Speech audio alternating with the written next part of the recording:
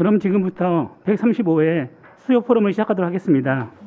저는 사회를 맡은 재정투자분석본부 본부장 이면입니다. 한국과학기술기획평가원에서는 다양한 과학기술 현황과 정책 이슈를 논의하는 정기적인 수요 포럼을 개최하고 있습니다. 오늘은 서강대학교 김현정 교수님 모시고 대형 연구시설 장비에서 과학적 협력과 합의, 다목적 방사선 가속기를 중심으로 라는 주제로 수요 포럼을 진행하도록 하겠습니다. 본격적인 발표를 시작하기 앞서 키스텝 김상선 원장님의 인사 말씀 있겠습니다.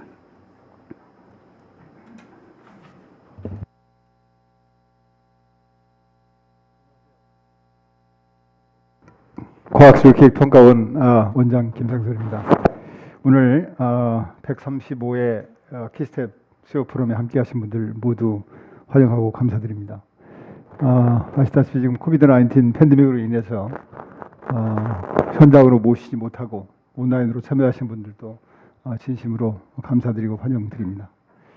방금 그 사회자께서 말씀 주신 것처럼 저희 키스텝 수요 포럼은 국가 과학기술 혁신 정책 또 내셔널 이노베이션 시스템 이런 쪽에 대해서 주요 현안에 대해서 현황과 또 주요 이슈와 또 어떻게 대응해 나가야 되는지 그런 정책 방향을 모색하는 그런 자리가 되겠습니다.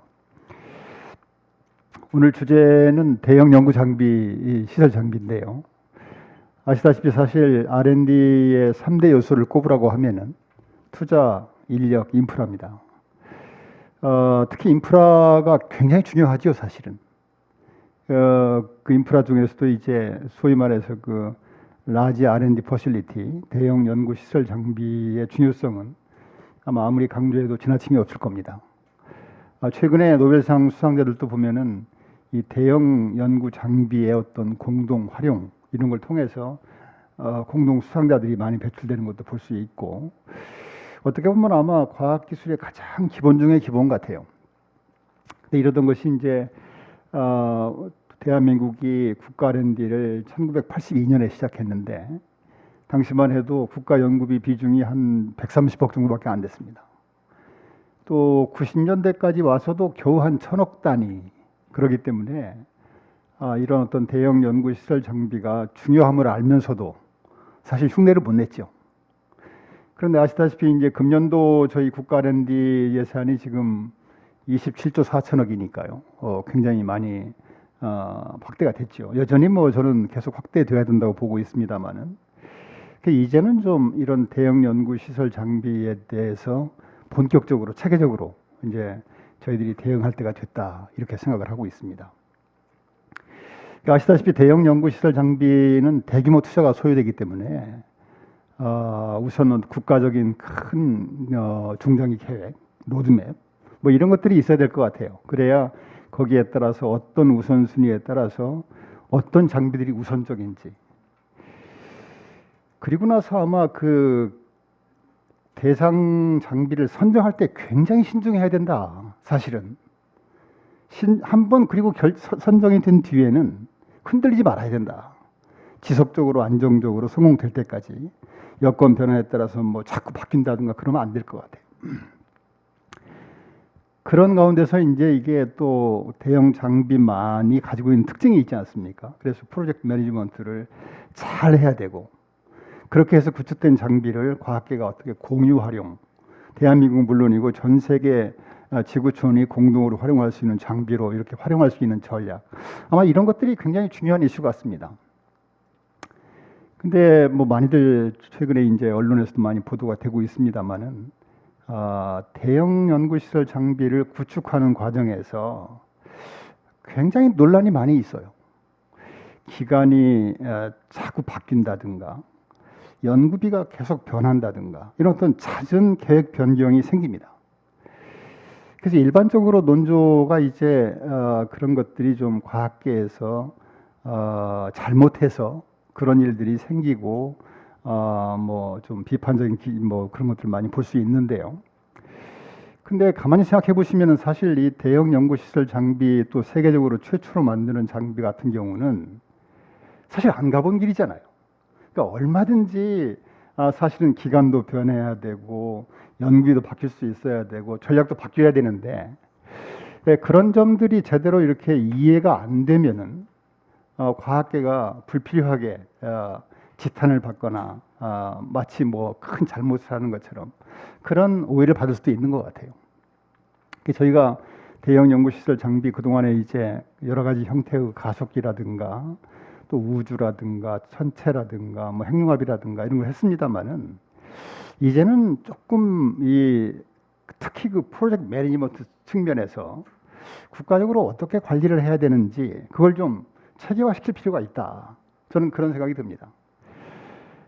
우리 어디 오늘 여기 와 있는 것 같은데 함소영 박사께서 아마 작년에 그런 연구를 좀 하신 것 같은데 제가 보고서 거기도 좀 봤습니다만은 사실은 미국의 DOE의 그 오피스 오브 사이언스에서 하는 것들을 보면은 대형 연구시설 장비를 구축하는 과정에서 소위 말해서 그 크리티컬 디시전 단계를 최소한 5단계를 거치면서 그 단계마다 굉장히 유연하게 변화할 수 있어야 된다.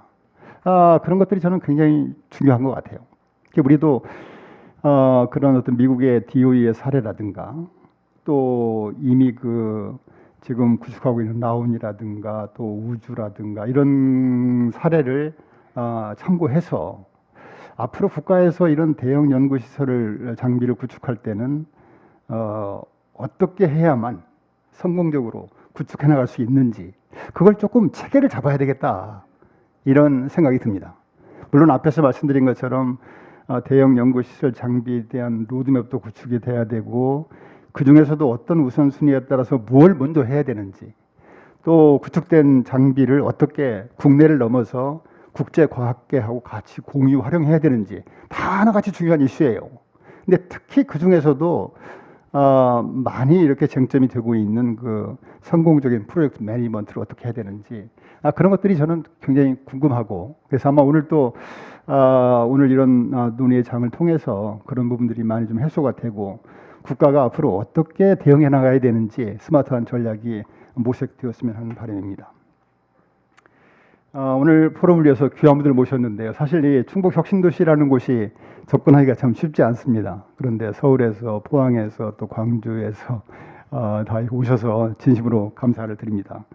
오늘 아까 그 사회자께서 말씀드린 것처럼 오늘 귀한 발제를 해주실 분은 서강대학교의 김현정 교수님이십니다. 아무튼 진심으로 감사드리고요. 오늘 패널 토론은 키스텝의 그 이면 본부장께서 좌장을 맡아주실 거고요. 또 네 분의 귀한 전문가님들을 모셨는데 중형 가속기 건설 구축사업단의 권영관 부단장님, 지금 단군 이래 최대 사업이라고 하지요. 라온 사업 지금 총괄하고 계시는데 굉장히 바쁘실 텐데 이렇게 참석해 주셔서 감사합니다. 또 광주과기원 지스트 광주과기원의 문봉기 교수님도 아주 먼 거림 감사합니다. 또 포항공대 정우성 교수님 감사드리고요. 또 키스텝의 우리 김은정 연구위원님께서도 오늘 같이 패널로 활동해 주시겠습니다. 아무튼 이렇게 귀한 시간 내주시고 먼 길 해주신 오늘 발제자님, 토론자님께 진심으로 감사드리고요. 항상 이런 행사를 위해서 뒤에서 좀 지원해 주신 분들께도 진심으로 감사드립니다. 다시 한번 오늘 이런 포럼을 통해서 대한민국의 앞으로 대형 연구시설 장비의 구축 어떤 전략을 모색하는데 중요한 계기가 되는 자리가 되었으면 하는 바람입니다. 감사합니다.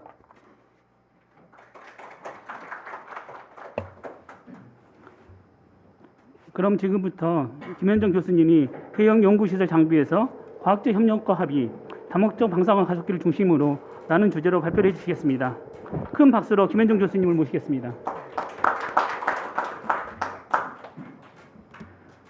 안녕하세요. 먼저 이렇게 귀한 자리에 초청해 주신 김상선 원장님을 비롯한 키스텝 관계자분과 김은정 박사님께 감사드립니다. 제가 오늘 말씀드릴 내용은 다목적 방사선 가속기를 중심으로 한 최근의 대형 연구시설 장비에서 과학적 협력과 합의를 이루었던 사례를 말씀드리도록 하겠습니다. 현재 저는 서강대학교 물리학과에 있고 한국방사광 이용자협회 회장을 맡고 있습니다.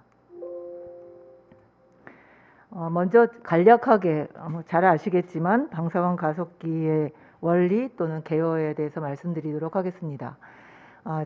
방사광 가속기는 아시는 바와 같이 전자를 고에너지로 가속시켜서 여러 종류의 빛을 얻을 수 있는데, 특히 X선 영역에서 이전에 얻을 수 없었던 고품질의 빛을 얻어서 측정하는 장치를 모두 포함하는 것입니다.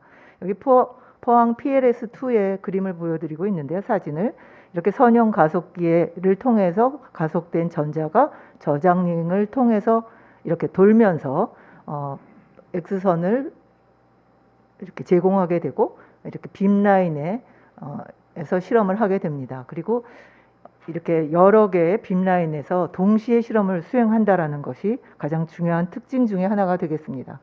근데 사실 말씀을 드려도 이 빔라인이라는 게 어떻게 하는지 조금 잘 모르실 수도 있어서 제가 사실 실질적인 사진을 좀 보여드리고 있는데요. 이렇게 각각에서 이렇게 그 빔라인의 안쪽에 여기 허치라고 되어 있는데, 이런 시료들을 각각 각도를 바꾸거나 위치를 다 컴퓨터로 바깥에서 조정하죠. 이렇게 장치가 안에 들어가 있고요. 이게 우리 포항이고, 또 독일의 페트라3, 미국의 APS 각각 여러 군데에 다른 장치들이 들어가 있는 모습을 보여드리고 있습니다. 그리고 여기에서 여기 사진이 하나 없어지긴 했는데, 여기도 마찬가지로 8XFL의 비슷한 빔라인의 안쪽에 이렇게 시료들을 장착하고, 또는 그 바깥에 쪽에서도 저희가 이런 시료 준비를 할 수도 있습니다. 그리고 학생들이 사실은 우리가 이렇게 실험을 할 때에는 시료를 안쪽에다가 장착을 하고 다 바깥에서 컴퓨터로 조정하면서 실험을 하고 분석하는 그런 실험이 바로 방사광 가속기를 이용한 실험이 되겠습니다. 여기에 사진이 하나 더 나왔네요. 그래서 여기도 마찬가지로 우리 그 8XFL 그 X선 자유전자 레이저에서 실험하는 건데 비슷하죠. 이렇게 컴퓨터로 안에 있는 장치들을 다 움직이고 또 데이터를 얻고 데이터를 분석하고 동시에 하는 실험들을 말합니다. 그래서 앞에서 말씀드렸던 것처럼 방사광 가속기는 이렇게 수 기가일렉트론 볼트로 전자 또는 양전자를 가속시키면 그 접선 방향으로 X선 또는 그런 레디에이션들이 발생하게 되는데, 그 중에서도 이렇게 X선 영역은 다른 소스를 통해서 빛을 얻을 수가 힘들기 때문에 특히 방사광 가속기를 이용한 것이 굉장히 중요한 역할을 하게 됩니다. 여기에 보통 저희가 1세대, 2세대, 3세대라는 말을 많이 쓰는데요. 그래서 제가 여기에 대략 간략하게 소개를 드리고 있습니다. 원래 방사광 가속기 자체는 이렇게 전자를 가속시켜서 입자를 충돌시켜서 입자가 어떤 형태로 되어 있는지를 보고자 하는 것이 제1세대, 그러니까 입자 가속기를 옆에서 입자 가속기를 충돌시키는 입자 가속기 실험에서 사실상 X선이라든가 레디에이션이 나오는 것은 에너지의 손해인데, 그것을 그 고체 실험을 하는 분들이 그 X선을 이용해서 실험을 하게 된 게 사실은 1세대입니다. 그래서 이렇게 충돌시키기 위해서 밴딩 매그넷이라는 거를 써서 가속된 전자를 이렇게 방향을 바꿔주는데 썼던 것이 사실은 여기 X선을 발생하게 되는 원리로 사용돼서 그것이 1세대고요. 이런 밴딩 매그넷을 쓰고 그 이후에 계속 연구가 많이 되었기 때문에 X선을 이용하는 장치로 만들어서 방사광 가속기죠. 그게 방사광 가속기로 쓰게 된 것이 2세대입니다. 근데 3세대라고 불리는 것은 바로 이 밴딩 매그넷이라는 자석 대신에 이렇게 인서션 디바이스라고 불리우는 장치들을 집어넣으면 그 자석을 이렇게 NS를 자주자주 바꾸면서 계속 전자가 이 자석의 방향에 따라서 바꾸니까 훨씬 세고 결맞음성이 있는 코헤런트한 X선을 얻게 된 것이 3세대 가속기라고 불리울 수 있습니다. 4세대는 제가 지금 이번에 다목적 방사광 가속기가 4세대에 해당되는데요. 이런 그 멀티밴드 아크로마이트라는 밴딩 매그넷 안에 이렇게 여러 개를 넣거나 또는 이렇게 여러 극이 있는 2극 자석이 아니라 4극, 6극 이런 자석들을 집어넣어서 훨씬 X선 빔의 성능을 좋게 한 것을 4세대 가속기라고 불리웁니다.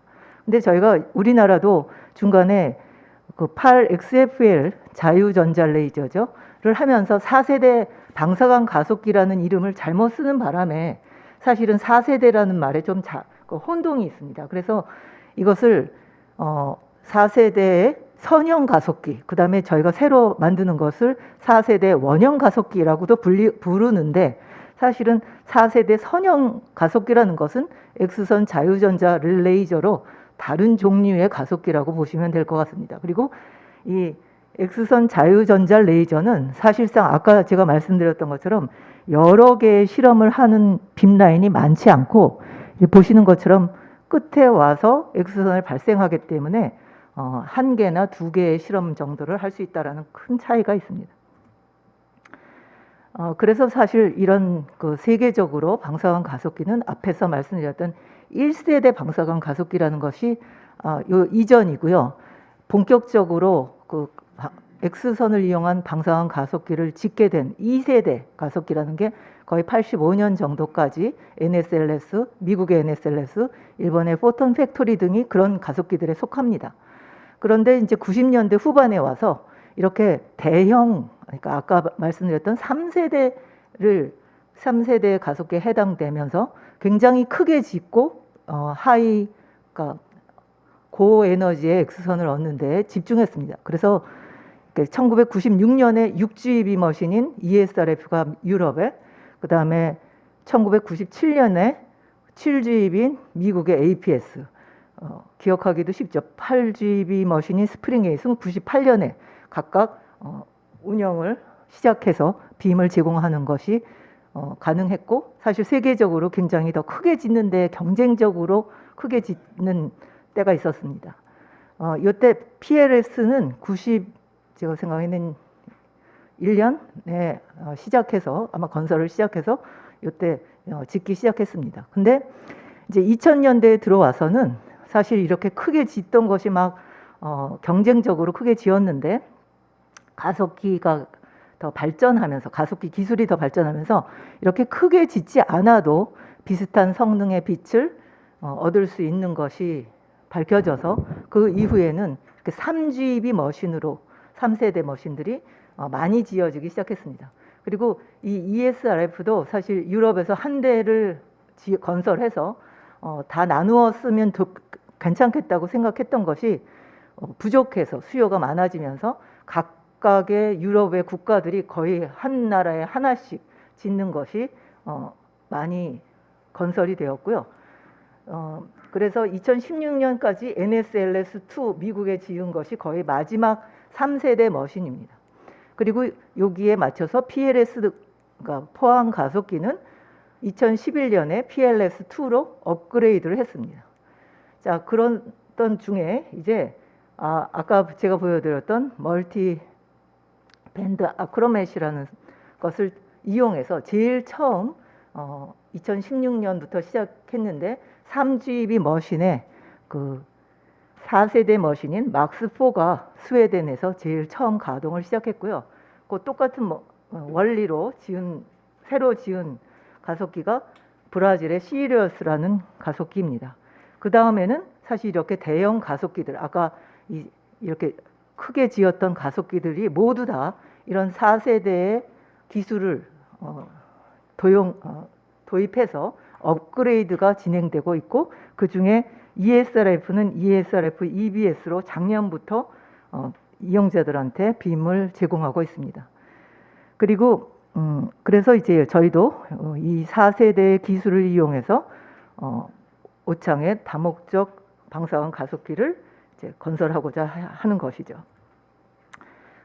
이것은 참고로 사실 그 앞에서 보여드리는 것 외에도 이렇게 각국에서 모두 다 2라는 이름으로 업그레이드를 하거나 건설을 계획하고 있고 또 구축 중이구나, 그런 것들을 보여드리고 있습니다. 그래서 이것은 앞에서 제가 여러 번 말씀드리긴 했는데, 그래도 어떻게 다른 거지라고 말씀하실 하실 수 있어서 제가 조금 정리를 했는데요. 그러니까 우리가 현재 우리나라의 사정을 보면 3세대 방사능 가속기로 포항에 PLS2가 있는 것이고, 그것은 3GeV 머신이고 현재 둘레가 280m이고 이렇게 35개의 빔라인으로 있습니다. 그리고 여기를 보시면 이제 제일 큰 차이라는 게 기술적으로는 에미턴스라는 값인데, 이 값이 5,800 피코미터 레디안, 좀 어렵지만 아무튼 이런 값을 갖고 있기 때문에 이렇게 퍼지고 한쪽으로 이렇게 긴 빔이 나오게 됩니다. 그리고 방사능 가속기와 XFL이라고 불렸던 X선 자유전자 레이저를 비교하면 이렇게 펄스로 된 빛이 나오긴 하지만 펄스의 빛이 이렇게 계속적으로 연속적으로 나오기 때문에 우리가 실험을 할 때에는 연속적인 빔처럼 느껴진다라는 것을 제가 도식적으로 그렸습니다. XFL이라고 말씀드렸던 4세대 그 자유전자 레이저는 포항에 현재 8XFL이 있는 거고 10GeV로 가속이 돼서 전자를 가속시켜서 X선을 발생시키는데, 여기 보시는 것처럼 3개의 스테이션이 있습니다. 그런데 3개의 실험을 동시에 하는 게 아니고 하나 하는 거죠. 자, 여기 보시면 이렇게 펄스 위스하고 펄스 이 뭐랄까 오는 주기가 다르기 때문에 이렇게 펄스 소스로 오는 걸로 느껴지고요. 빔은 거의 동그랍니다. 새로 지어지는 4세대 방사능 가속기라는 것은 지금 여기 오창에 2028년 운영을 목표로 하지만 4GeV로 계획되고 있고, 둘레가 이 3GeV 머신에 비해서 이렇게 많이 큽니다. 사실은 800m로 예상되고, 그다음 계획이니까 이런 정도고, 앞에서 보여드렸던 것처럼 에미턴스라는 값이 100분의 1로 줄게 되는 것을 디자인하고, 빔 모양도 이렇게 XFL의 빔과 비슷하게 동그란 빔이 얻어질 것으로 예상합니다. 방사능 가속기 활용 분야 및 성과는 다 잘 아시겠지만 이렇게 기초과학, 응용과학, 산업계에서 다양한 분야에서 활용하고 있고, 또 생명, 재료, 물리, 화학, 환경, 의학, 산업 등 전 분야의 전 단계에서 폭넓은 활용이 되고 있습니다. 이 주요 성과는 포항의 PLS2에서 제공을 받은 건데요. 구체적으로는 신약 개발을 위한 단백질 구조 분석 말고도 이렇게 사실 요사이 환경 또는 에너지 문제에서 중요한 그런 물질들에 대한 새로운 물질을 개발하고 합성했을 때, 또 여기 보시는 것처럼 태양 전지 이런 쪽에 새로운 물질을 개발했을 때 방사능 가속기는 없어서는 안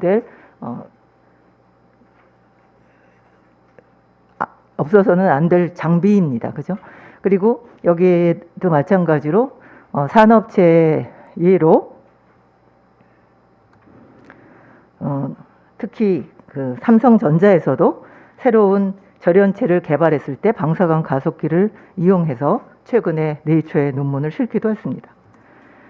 자, 방사능 가속기 산업적 이용 수요 경향은 이것도 마찬가지로 구체적인 예를 보여드리기 위해서 제가 포항 가속기의 예를 보여드리고 있는데, 산업기술융합센터를 운영해서 산업체 전담 기관을 만들어서 그 방사강을 이용한 융합 분석을 하고, 또 그런 기술 지원이 필요한 중소기업은 기술 지원도 하고, 그래서 국가 주요 산업을 지원하고 있다라는 것을 보여드리고 있습니다. 그리고 점차 그 수요가 늘고 있다는 것도 보여드리고 있습니다. 다음은 간략하게 저희 협회가 하는 일을 말씀드리겠는데요. 저희 협회는 사실상 그 방사강을 이용하는 학문 및 기술 발전을 도모하고, 국내 방사강 이용자의 저변 확대 또는 그 상호 교류 촉진을 위해서 설립되었는데, 89년에 사실은 포항 가속기가 생기기 이전에 협회가 발족해서 2000년도에 과학기술부의 설립 허가를 받고, 지금 현재 회원 수는 한 1100여 명이 되고 있습니다.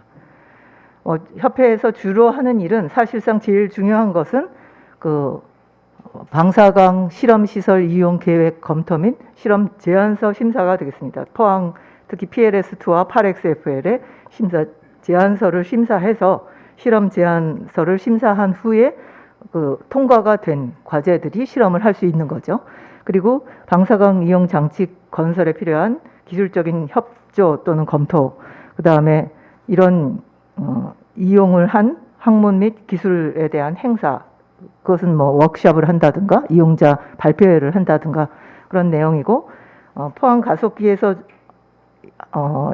해마다 주고 있는 신계 과학상이나 또는 협회에서 주는 신진 학술상, 이런 논문상 등을 심사하고 시상하는 것들을 하고 있습니다. 그 외에는 방사능 관련 위탁 관련 과제, 연구 과제로 이제 포항 가속기를 통해서 과기부 쪽에서 하고자 하는 과제들을 수행하고 있습니다. 자, 그러면 본격적으로 다목적 방사능 가속기의 추진 경과를 제가 좀 말씀드리고자 하는데요. 이 다목적 방사능 가속기는 사실상 정책 결정은 19년 8월에 소재 부품 장비 연구 개발 투자 전략 및 혁신 대책 과학기술 관계 장관 회의에서 결정됐고, 다목적 방사능 가속기를 추가하는 것을 검토했습니다. 그 이후 2020년 3월 24일 이때가 대형 가속기 장기 로드맵 및 운영 전략을 세웠고요. 이게 이제 과학기술자문위원회의 심의회의에서 통과가 됐고, 따라서 그때 에미턴스 0.1나노미터의 다목적 방사능 가속기를 구축하는 것을 추진하기로 했습니다. 그런데 여기 보시면 이제 방사능 가속기 부지 선정이 그 이후에 이제 선정위원회를 구성하고 지자체 유치 의향서 접수하고 부지 평가 및 선정 발표가 2020년 5월 8일에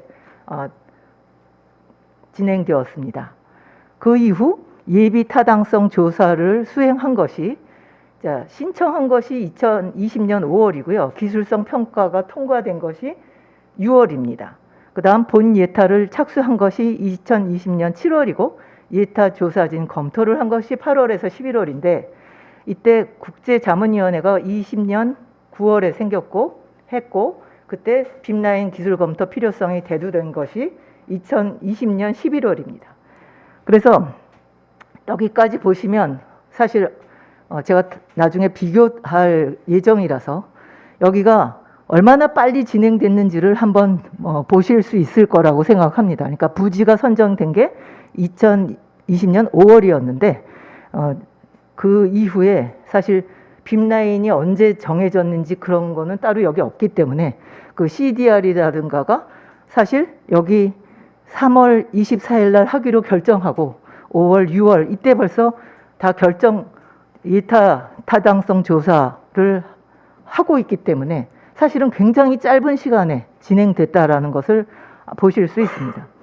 그래서 여기 나왔던 그 아까 말씀하셨던 장치에 대한 기술 검토 필요성이 대두되어서 저희가 기술 검토위원회를 운영한 것이 2020년 12월 말에서 1월 달, 한 달 정도 시간을 가지고 기술검토위원회를 했습니다. 자, 이때 그 국제자문위원회의 의견을 다시 한번 보시면 산업 전용 빔라인이 적절한가, 그 다음 다목적 방사능 가속기 고사양에 적합한 빔라인이 선정되었는지, 그 다음 실험 장치 과다로 인한 비효율성 등이 있다라는 것이 지적이 되었는데, 저희가 빔라인 기술검토위원회에서는 보시면 내외부위원이 17명으로 되어 있고 아래와 같은 검토 기준을 마련했습니다. 그러면 아래와 같은 검토 기준은 차세대 가속기의 사양과 적합한지, 그 다음에 과학기술적 타당성 및 적정성이 있는지, 제한된 빔라인의 타당성과 중복성이 있는지, 포항 이미 있는 3세대와 차별성이 있는지, 산업 전용 빔라인으로서 적정한지, 그 다음에 국제자문위원회 의견과 부합하는지, 예산 타당성이 있는지를 저희가 구체적으로 검토했고요. 따라서 검토했던 결과 보고서를 제출한 후에 예타 조사진이 추가 검토 후 예비 타당성 조사가 통과되었습니다. 여기가 조금 자세하게 제가 보여드리고 있는데 다목적 그 방사능 가속기 빔라인 기술검토위원회에서 기술검토 의견서라는 것을 만들었는데요. 의견서가 이런 식으로 만들어서 사실 저희가 이것을 논의하는 과정에 적합성, 타당성, 시급성을 위주로 적합, 부적합의 의견으로 구분했고 빔라인별 부적합 의견을 중심으로 논의했는데 이게 이제 보통의 위원회처럼 그냥 점수화한다기보다는 이것을 10개의 빔라인을 16명의 위원이 적어도 4개 이상을 검토 구체적으로 하고 사실 저희가 한 달에 5번 이상의 회의를 통해서 아주 자세한 것까지 다 논의를 통해서 부적합 의견을 어떻게 해결할지를 논의했습니다. 그래서 빔라인별 논의사항 및 종합 의견을 도출했고요. 그게 전부 다 이런 의견서로 종합적으로 제출했습니다. 이 검토를 위원회 결과 다목적 방사능 가속기의 4GSR로서의 사양을 최적화하고 PLS2와의 비교해서 불가능했던 실험 기법, 실험 영역, 분해능이 가능하도록 광원 특성을 극대화한 10기 빔라인을 선정했고 산업체에서 필수적인 측정 기법을 위주로 한 산업 우선 지원 빔라인으로 선정했습니다. 그러니까 플랫폼식으로 보다 그 중복성이나 또 효율성을 높이면서 그런 식으로 바꿨고요. 빔라인 운영 효율화를 고려한 빔라인당 집중 기술을 선정했습니다. 초기 가속기의 안정적인 운영 요소를 반영해서 빔라인을 선정했고 예산 타당성을 위한 필수 부품도 명시했습니다. 그래서 뭐 이렇게 10개의 빔라인을 구축했다라는 것이고 따라서 그 제가 보여드리는 해외 유사 사례가 있는지에 대한 것을 보여드리려고 하는데 마찬가지로 아까 원장님이 말씀하셨던 것처럼 사실은 미국은 DOE의 자료가 아주 자세하게 나와 있기 때문에 저희가 보여드릴 수 그러니까 자세하게 좀 더 자료를 찾을 수 있어서 미국 사례를 보여드리도록 하겠습니다. 2012년 12월에서 2013년 2월까지 여기도 마찬가지죠. 그 퍼실러티의 우선순위를 정하는 것을 이 위원회에서 했고요. 베이직 사이언스에서 DOE의 베이직 에너지 사이언스에서 거기에 서브 커미티를 만들어서 했습니다. 16명이 했고요. 그 다음에 여기서 한 일은 DOE 산하 국립연구소의 이용자 시설을 보유했거나 제한 시설에 대한 것을 평가 후에 우선순위를 결정했고 서면과 발표 평가를 통해서 했습니다. 거기에 속했던 것은 방사능 가속기, 자유전자 레이저, 중성자 소스, 그 다음에 나노센터까지 포함해서고요. 여기도 평가 기준이 정확한 것이 과학적으로 얼마나 중요한가, 새로운 걸 할 수 있냐가 먼저였고 그 다음 차별성, 그 다음에 연구 분야를 확장할 수 있는지, 그 다음 네 번째가 타 시설을 포함한 광범위의 이용자에 의한 필요성이 있는지, 그 다음에가 이용자 수요였습니다. 그러니까 사실은 저희 그 기술검토위원회도 그렇고 여기 위원회도 이렇게 평가 기준이 명확한 것이 굉장히 중요한 요소라고 생각합니다. 그 다음에 기존의 시설에 대한 평가는 향후 10년간 월드 리딩 사이언스를 할 수 있냐라는 것을 기준으로 이렇게 3개의 카테고리로 평가했습니다. 그 다음에 제한되는 프로젝트는 이렇게 우선순위를 결정해서 LCLS2, APS의 업그레이드 등을 이때 결정했습니다. 사실은 이것은 그 저희 위원회를 했던 거하고는 조금 다른데요. 다른 사례지만 아까 원장님이 말씀하셨던 사례이기도 해서 제가 조금 더 보여드리려고 나눠드렸던 자료에는 없는데 이게 아까 말씀드렸던 미국의 자료를 위주로 보여드리고 있습니다. 그래서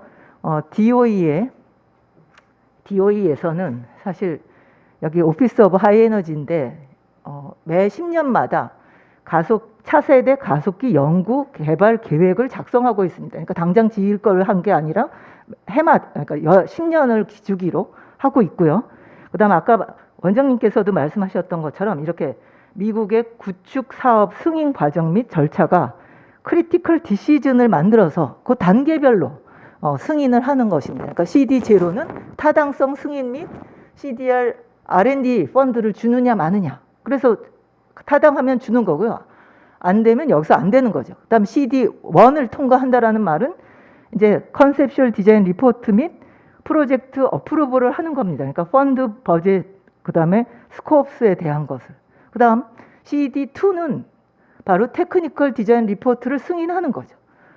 자, 그다음에 CD3가 바로 건설 구축을 승인하는 것이고 CD4가 운전 시작을 승인하는 것이라서 이 단계별로 사실은 안 되면 프로젝트가 끝나는 걸 수도 있고 거기를 하기 위해서 그 소위 우리나라에는 사업단이겠죠. 그 중심이 되는 연구소에서 다음 단계를 구축하고자 다음 단계를 통과하고자 노력을 하는 것입니다. 그래서 예를 제가 좀 찾았어요.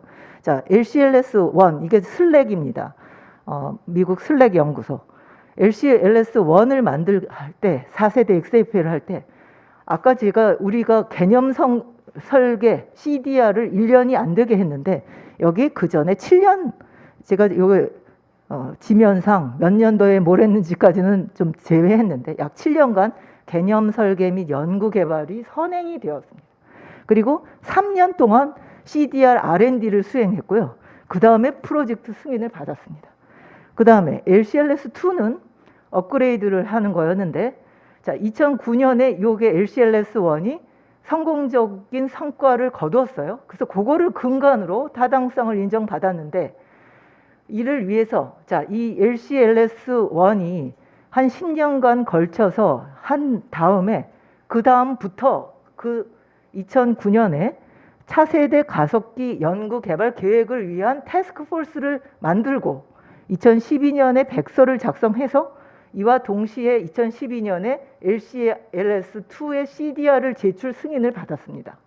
자, 여기서 우리가 좀 배워야 될 게 있는 거죠. 성공을 하고 업그레이드 플랜을 그때부터 준비하는 거죠.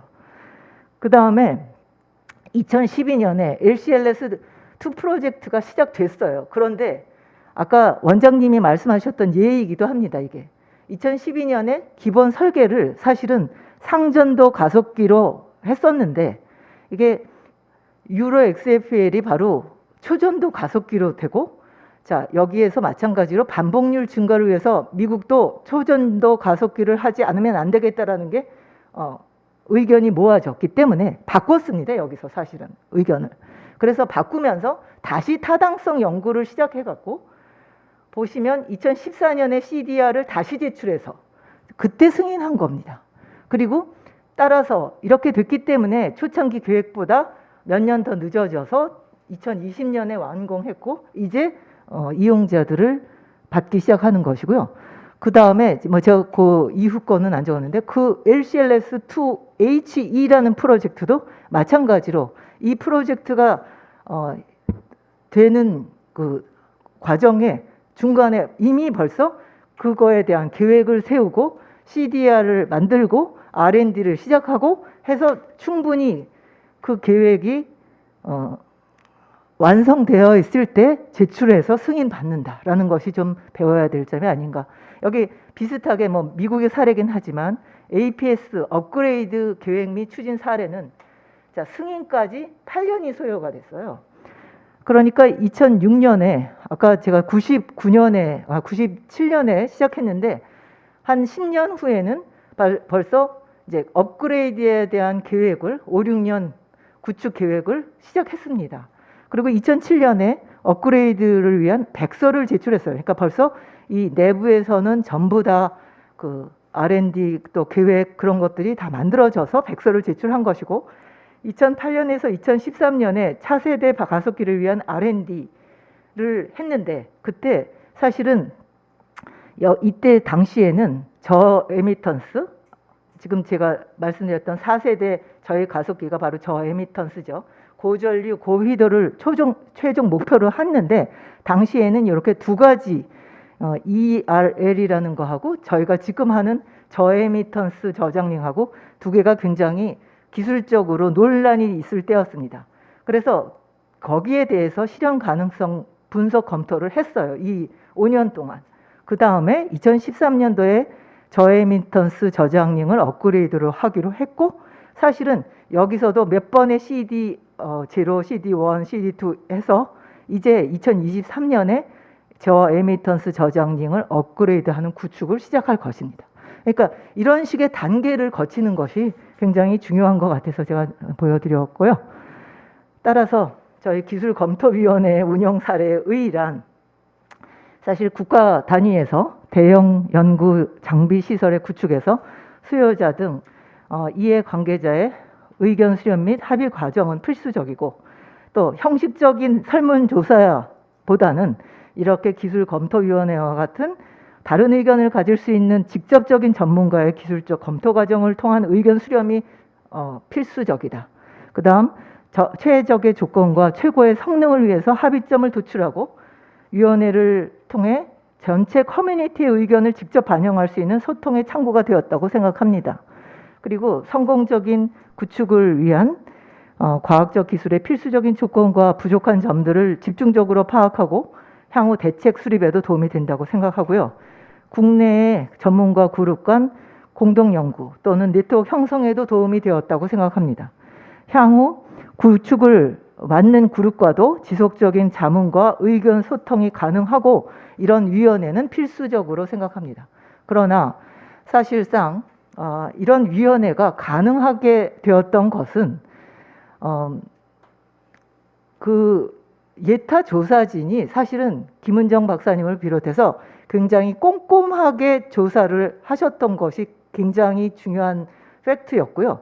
또한 사실은 이게 어떻게 말씀드려야 될지 잘 모르겠으나 보통의 예타 그 조사를 하실 때에는 이렇게 연장이 거의 불가능한데 이번 경우에는 연장을 하면서도 불구하고 이것을 확실하게 정리 또는 합의를 이루도록 유도했다는 것이 사실 저희가 이 기술검토위원회를 할 수 있었던 가장 뭐랄까 모티베이션이 됐고 그렇게 할 수 있었던 계기가 되어서 사실 키스텝의 역할이 중요하시다라고 생각이 듭니다.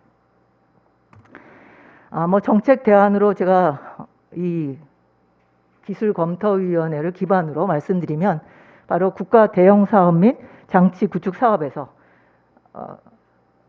이렇게 충분한 시간을 가지고 저희가 진행하는 게 좀 중요하다. 그리고 어떻게 보면 그 구축하고 나서 지금 미국의 사례를 보면 구축하고 나서 거의 10년 안에는 그 다음 업그레이드에 대한 플랜을 미리 가져야 되는 거죠. 그때 당시에 갑자기 하는 게 아니라. 자, 그러니까 과학자들이 충분히 논의하고 의견을 줄 수 있는 시스템 구축이 필요하고 자, 장기적인 로드맵을 구축하고 실질적인 운영위원회를 운영하는 것이 필요하다. 그 다음 구축 단계에서도 과학자와 전문가의 의견 반영, 피드백, 기술 검토를 위한 유기적인 시스템 구축이 필요하고 충분한 시간을 가지고 검토 후에 피드백을 줄 수 있도록 하는 것이 중요하다고 생각합니다. 따라서 각 단계별, 항목별 자문과 검토를 위한 위원회를 구성하고 운영을 적극적으로 하는 것이 필요하다는 생각이 듭니다. 감사합니다.